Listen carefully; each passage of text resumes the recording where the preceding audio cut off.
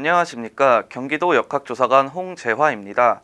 이번 시간에는 학원 내 감염 전파 예방 및 확진자 발생 시 학원의 대처 방법에 대한 내용을 다룰 것입니다. 역학조사의 정의에 대하여 알아보겠습니다. 역학조사란 감염병 환자 등이 발생한 경우 감염병의 차단과 확산 방지 등을 위하여 감염병 환자 등의 발생 규모를 파악하고 감염원을 추적하는 등의 활동을 의미합니다. 다음은 확진자의 정의와 확진자로 인해 발생하는 일상 접촉자에 대해 알아보겠습니다. 확진자란 보건소 및 병원의 선별진료소에서 코비드19 PCR 검사 결과 양성으로 코로나19 감염이 확인된 사람을 뜻합니다. 일상 접촉자란 확진자와 접촉이 이루어진 사람 중 역학조사 간의 역학적 위험성 판단에 따라 자가격리, 능동감시, 수동감시 통보를 받은 사람을 뜻합니다. 자가격리자는 접촉자라고도 하는데 흔히 밀접 접촉자라고 알고 계신 것에 해당합니다. 이 영상에서는 앞으로 자가격리자라고 지칭하겠습니다. 자가격리자는 주로 동거가족이나 확진자와 식사를 하거나 음료를 마신 사람들이 해당됩니다. 한편 WHO에서는 1m 이내 공간에서 15분 이상 접촉한 자를 자가격리자로 지정할 것을 안내하였습니다. 이는 매우 중요한 지침으로 학원에서는 주로 이 점을 근거로 역학조사가 진행될 것입니다.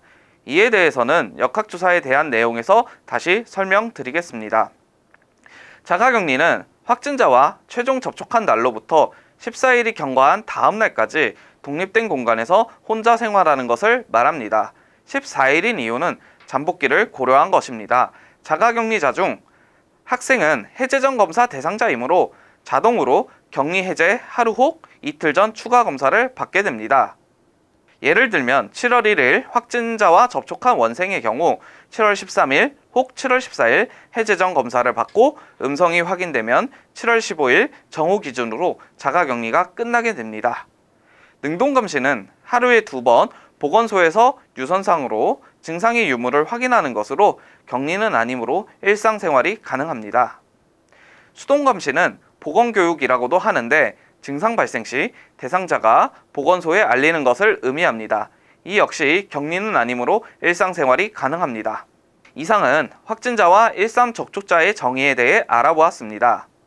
다음은 학원 내 역학조사의 기준에 대해 알아보겠습니다. 먼저 역학조사의 기간은 확진자가 유증상자인 경우 증상 발현일 2일 전, 무증상자인 경우 검사일 2일 전부터 접촉자를 조사하게 됩니다. 따라서 확진자의 접촉자 조사 기간에 학원 동선이 존재한다면 역학조사를 진행하게 됩니다. 조사 기간에 해당하지 않더라도 역학조사관의 판단하에 역학적 위험성이 있다고 판단되면 역학조사를 진행할 수 있습니다. 감염 경로가 불분명한 경우 증상 발현일 14일 전까지 감염 경로를 추적할 수 있습니다. 따라서 감염 경로 추적을 위하여 접촉자 조사 기간에 학원 동선이 존재하지 않더라도 역학적 위험성이 있다고 판단되면 방문자에 대한 검사가 진행될 수 있습니다. 다음은 자가격리 대상에 대하여 알아보겠습니다. 앞서 설명드린 바와 같이 WHO에서 예시로 든 자가격리자의 범위는 1m 이내 거리에서 15분 이상 접촉입니다.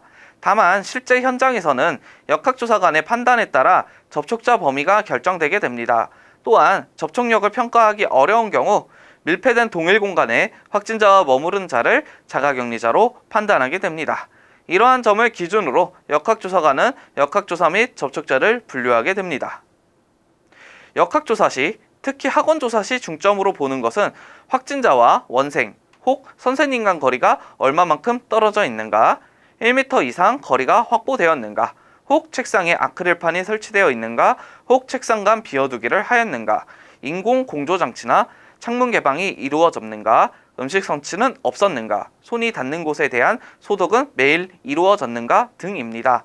이 중에서도 확진자와 원생 및 선생님이 항시 마스크 착용을 하였는가를 매우 중요시 여깁니다. 코로나 바이러스는 주로 비말로 전파되는데 에어컨 바람을 타고 공기 정파가 가능한 것으로 알려져 마스크 착용 및 외부 환기가 집단 감염 예방에 있어 매우 중요합니다. 지금 이 부분은 추가 확진자 발생을 막기 위한 매우 중요한 시설 환경 관리 방법이므로 관계자 여러분께서는 더욱더 유념해 주셔야 합니다. 위와 같은 내용을 역학조사관은 종합적으로 판단하여 자가격리자 분류를 진행합니다. 경우에 따라 위와 같은 조건이 충족하지 못한다면 확진자 발생 시 수업에 참여한 선생님 및 다른 학생들이 전원 격리되는 불상사도 발생하게 됩니다. 따라서 위와 같은 조건을 고려하여 학원의 방역관리자께서는 시설 환경에 대한 개선이 필요할 것입니다. 다음은 국내에서 발생한 주요 2가지 공기전파 사례를 소개하겠습니다.